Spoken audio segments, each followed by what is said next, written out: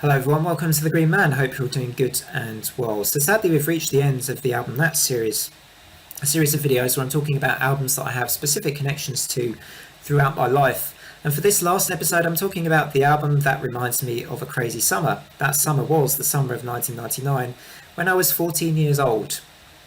And the funny thing is, really, I think most people probably remember their crazy summers as being maybe in their late teens or their early 20s when you kind of, I'm going to generalize a bit here now, but that's when most people kind of have the partying phase of their life.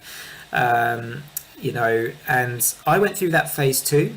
I wasn't completely introverted. I did have some partying years, but despite that, the summer that still sticks out most in my memory was the summer when I was 14 in 1999. And the album I'm going to talk about, the album I'm going to mention as my album connection, is a kind of perfect fit for that sort of age as well. It has such a free-spirited and rebellious feel to it. And the album that is my album connection for this week is Maybe You've Been Brainwashed Too by the New Radicals, which came out on the 16th of October 1998. And it just has that really, like I say, that free-spirited, rebellious feel to it that fits that summer in my life just absolutely perfectly. So that's partly why there's that connection there, because the big hit single "You Get What You Give" was playing a lot on the radio that summer and earlier that year too, I think. So it kind of all makes sense that I make the association of that album with that summer back in '99.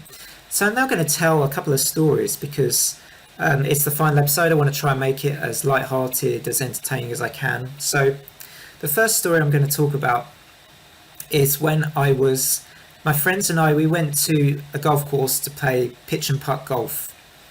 And we weren't serious golfers at all, right? We just went out that day. We just wanted to have fun, and just kind of mess about a bit, really. I mean, we weren't taking it seriously. We're just silly kind of 14 and 13-year-olds.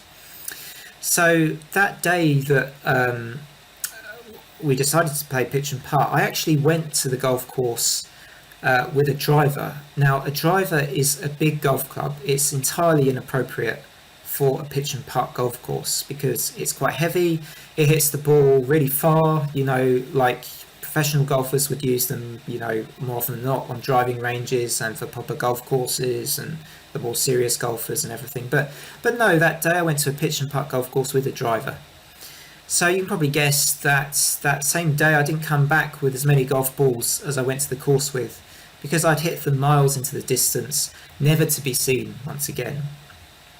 But that isn't the sort of maybe the best part of the story, is that my friends also decided to adopt a similar approach, hitting the ball a bit further with a bit much more strength than was needed, that was required for all the holes on this golf course. And one of my friends actually hit a couple of golf balls into a nearby river adjacent to one of the holes. Against his better judgment, he went to the riverbank to try and retrieve these golf balls. In the process, fell into the river, and my friends and I that were on the riverbank tried to rescue him because it wasn't exactly the safest of rivers. I don't think there might have been a bit of a current running through it. It was also incredibly dirty, and so I kind of leaned down to try and, using a golf club actually, so that he could so he could hold on to something and help him to pull himself back up onto the riverbank. And that was successful in the end. I think we also lost the golf club in the process as well, but he was safely rescued and we were all okay in the end. My mum later came to pick us up, and she noticed on this kind of hot summer's day that we looked quite wet, and she realised, she made the obvious, the connection. Hang on a minute, you've just been playing golf, you've not been swimming, why are you so wet? So I can't remember what story we made up, but I think we essentially got into her brand new car pretty wet and muddy, and I don't think she was very impressed, and I think I found out about that later that day, as I recall. But going back to the album, when the radio went on, when we were on our way home, all kind of merrily chatting away about our day playing golf, as you do, the song that came on the radio was "You Get What You Give" by the New Radicals, and that is why I have a very strong association, personal memory to that album, because it was just on that day of playing crazy golf, but not crazy golf, so to speak, pitch and putt. So yeah, that's the first memory. Now there's another memory as well from that summer, which is even more kind of bizarre, right? So this time, this was the same group of friends.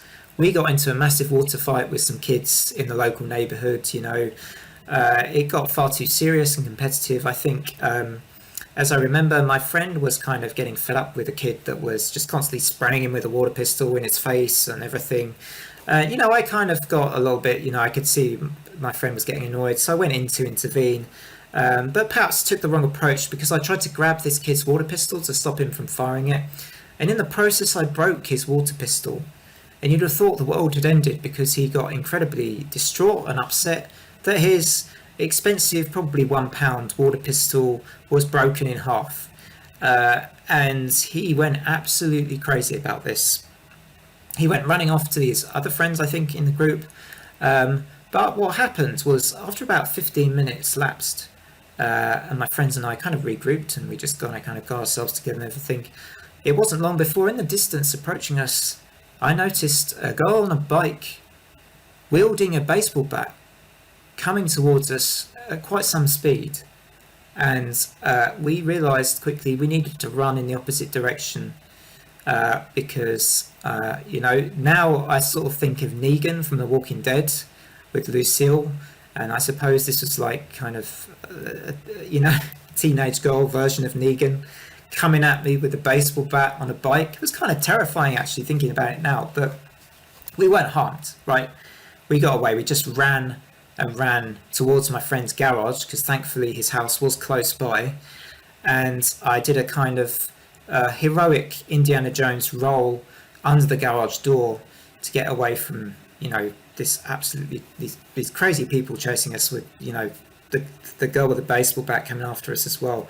Luckily, we weren't harmed or anything. As I say, we got to safety and nothing really came of it. And now, looking back, I think it was very much all kind of these kids were just being, showing bravado. They were just kind of threatening us and everything. And it was all about that rather than anything else. I think I was pretty apologetic about the water pistol incident as well. But that obviously didn't go down well. Zero tolerance obviously these kids had or whatever, but yeah, kind of funny now looking back. And it was just that summer. Now that same summer as well, when we got back from holiday, this was my parents and my sister, we came back from holiday, the same car that I mentioned earlier that me and my friends got into, that my mum was driving when we got back from holiday that year, later that summer.